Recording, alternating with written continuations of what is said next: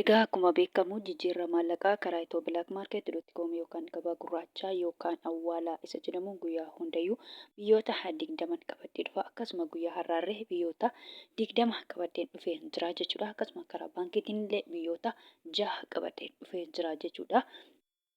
Baankota keessa immoo guyyaa har'aa baankii Awaashin qabadhee dhufee jira jechuudha. Guyyaa kaleessa baankii daldala Itoophiyaa yookaan nigdi baankiitiin qabadhee guyyaa har'aa akkuma jedhe immoo baankii Awaashin qabadhee dhufee jira jechuudha. Akkuma jedhe baankii jijjiirreen qabadhee dhufa.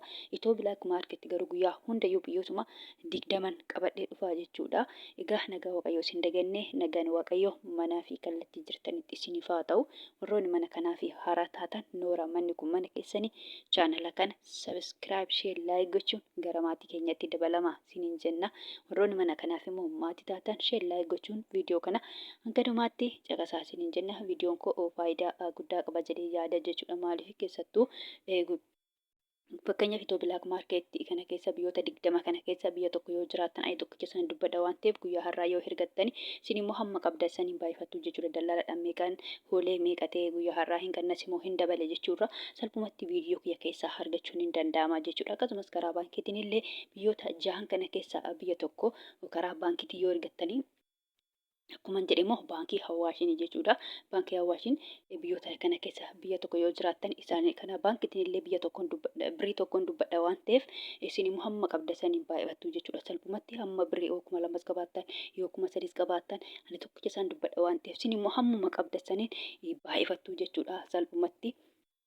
Akkuma beekamu kanan qabadhee dhufe kanneen akka Ameerikaan doolaarii, Kanaadaan doolaarii, Duubaa dirhaama, Saawud Arabiyaa riyaala, Omar rihaala, Kuweet dinaara, Baareen dinaara, Chaayinaa yowaanii, Joordaan dinaara, Paawundi sterlingii, Yuuroo, Swiis firaankii, Koronnaa, Turkii liiree fi kan kana fakkaatanan qabadhee dhufee jira jechuudha. Akkasuma immoo karaa baankiitiin akkuma jedhe biyyoota 6 kanneen akka Ameerikaan doolaarii, Duubaa dirhaama, Saawud Arabiyaa riyaala, Kanaadaa doolaarii, Paawundi sterlingii, Yuuroon qabadhee dhufee jira jechuudha.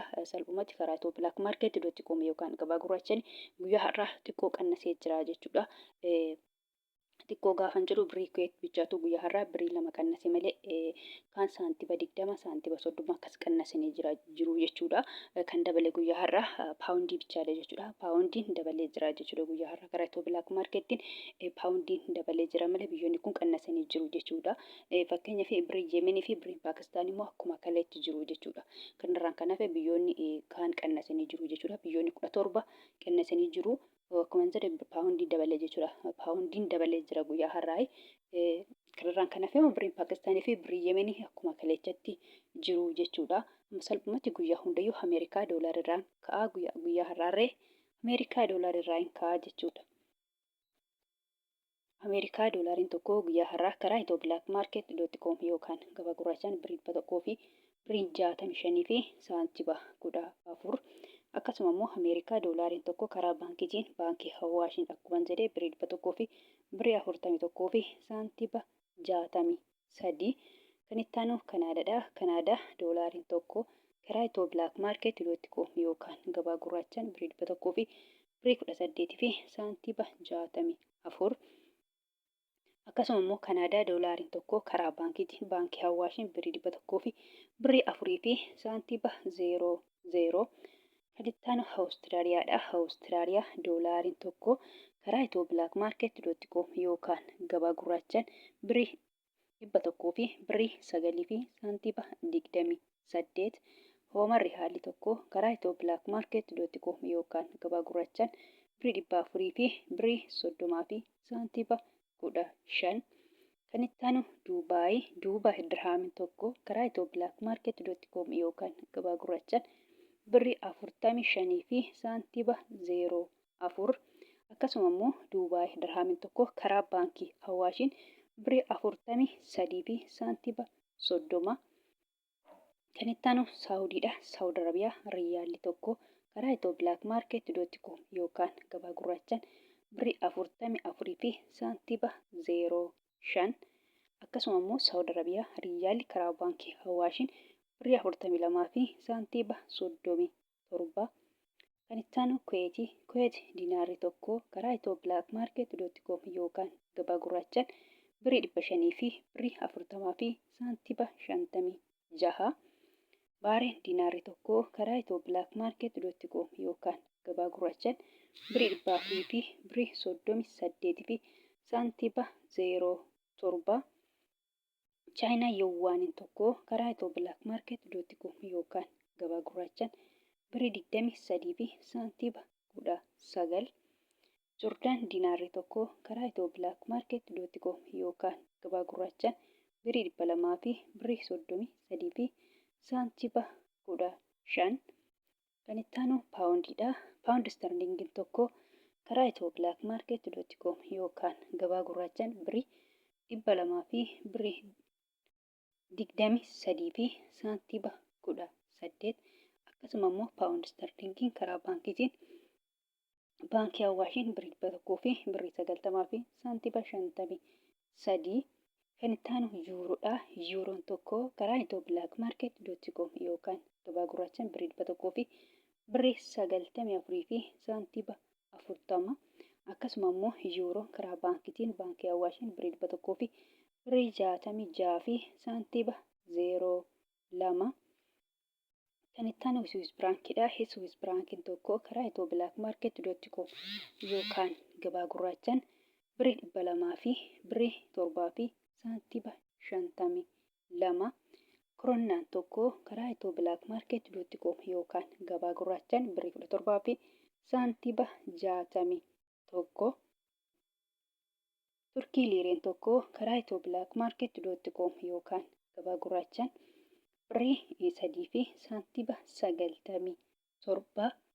Ijipshaan paawundiin tokko karaa Itiyoo Bilaak Maarket.com yookaan gabaa gurraachaan birrii 3 fi saantiba 45. Yemen riyaalii tokko karaa Itiyoo Bilaak Maarket.com yookaan gabaa gurraachaan 0 saantiba 69. Kan itti aanu Israa'el shekeliin tokko karaa Itiyoo Bilaak Maarket.com yookaan gabaa gurraachaan birrii 49 fi saantiba 72. Kan itti aanu Paakistaan ruupiin tokko karaa Itiyoo Bilaak Maarket.com yookaan gabaa gurraachaan 0 saantiba 58. Hindiyaa ruupiin tokko karaa Itiyoo Bilaak Maarket.com yookaan gabaa gurraachaan birrii 1 fi saantiba 86 sharafachaa oolan yookaan jijjiirrachaa oolanii jiru jechuudha. Salphumatti karaa Itiyoo Bilaak Maarket.com yookaan gabaa gurraachaan biyyoonni 20 kana fakkaatu jechuudha. Akkasumas karaa baankiitiin immoo baankota keessa guyyaa irraa akkuma jedhe baankii Awaashiin biyyoonni 6 kana fakkaatu jechuudha. Salphumatti karaa Itiyoo Bilaak Maarket.com qannasee jira jechuudha. Guyyaa har'aa akkuma jedhe birrii 2 kan qannasee birrii Kuweet bichaadha jechuudha. Kanarraan kan hafe birrii tokko saantiba 50 saantiba 20 qannasee jira jechuudha. Paawundii qofaa jechuudha guyyaa irraa kan dabale. Karaa baankii Awaashiin immoo baankii Awaash baankota keessa baay'ee guddaadha jechuudha. Baankii Awaash sharafannaa yookaan jijjiirrannaa isaanii kan baankonni hunda caala baay'ee ol ka'aadha jechuudha. Baay'ee guddaadha jechuudha baankii Awaash irratti jechuudha. Karaa baankii Awaash baay'ee baankii daldala Itoophiyaa irra hin caala baankii Oromiyaa irra hin caala jechuudha. Baankiin Awaash yammoona baankota hundayyuu hin caala jechuudha. Jijjiirrannaa yookaan sharafannaa doolaariitiin jechaadha gara baay'ee guddaadha. Baankii Awaash baankota hundayyuu hin caala jechuudha. Salphumatti kan biraa immoo kanan jechuu barbaadu warroonni Joordaanii fi Beeruut jirtan jechuudha. Guyyaa hundayyuu nan dubbadha. Fakkeenyaaf birriin biyya Joordaanii diinaara jedhama jechuudha. Warroonni madaamii jirtan immoo diinaara biyya sanii osoo hin taane doolaarii fudhattu jechuudha. Beeruut yookaan limneen irra birriin biyya sanii paawundii jedhama jechuudha. Paawundiin Beeruut yookaan limneen immoo baay'ee xiqqoodha. Akka birrii Paakistaanii akka birrii Yemenii jechuudha. Birriin Paakistaan fakkeenyaaf guyyaa har'aa 0 saantima 58 jechuudha. Salphumatti birrii Itoophiyaatti gadi jechuudha. Birrii Itoophiyaa tokkicha guutuu jechuudha. Birriin Paakistaan tokko jechuudha. Birrii Yemen illee akkasuma baay'ee xiqqoo 0 saantima 69 jechuudha. Baay'ee kunillee birrii Itoophiyaatti gadi jechuudha. Akkasuma jechuudha birriin Beeruut irra yookaan limneen paawundiin biyya sanii paawundiin baay'eetu jira. Garuu kan Beeruut yookaan kan limneen paawundota keessa baay'ee xiqqoodha jechuudha. Akkuma doolaariin baay'een jiru paawundiin illee baay'eetu jira jechuudha. Salphumatti paawundiin Beeruut baay'ee xiqqoodha jechuudha. Akkuma jedhe doolaarii fudhattu jechuudha. Doolaariin immoo baay'ee jira akkuma paawundiin jiraate Ameerikaa doolaarii, Kanaadaa doolaarii, Awustiraaliyaa doolaarii jedhee tanan jira jechuudha. Ani jechuudha roorta sadii maqaa dhee garuu doolaariin baay'eetu jira jechuudha. Isaan kana keessa garuu isin kan fudhattanii jechuudha. Ameerikaa doolaarii ta'a jechuudha. Salphumatti warroonni Beeruutii fi Joordaan keessattuu madabadabii jirtan Ameerikaa doolaarii ta'a jechuudha. Fakkeenyaaf Ameerikaa doolaariin guyyaa har'aa jechuudha. Karaa Itiyoo Bilaak Maarket.com yoo ergattan birrii 100 fi birrii 65 fi saantiba 14 herreeggattu yoo kanas sabbattu malee salphumatti birrii biyya sanaa hin ta'u jechuudha. Akkasumas karaa baankiitti immoo yoo ergattan baankota keessa baankii Hawwaashin immoo yoo ergattan jechaadha. Warroonni Jordaanii fi Beerut keessattuu mana madaa jirtan jechaadha. Birrii 100 fi birrii 41 fi saantiba 63 jechuudha. Karaa baankiitti baankii Hawwaashin immoo yoo ergattanii jechuudha. Egaa gabaabumatti viidiyoon kun irraa kana fakkaata. Viidiyoo birootiin hanga walitti deebinutti nagaa ta'a.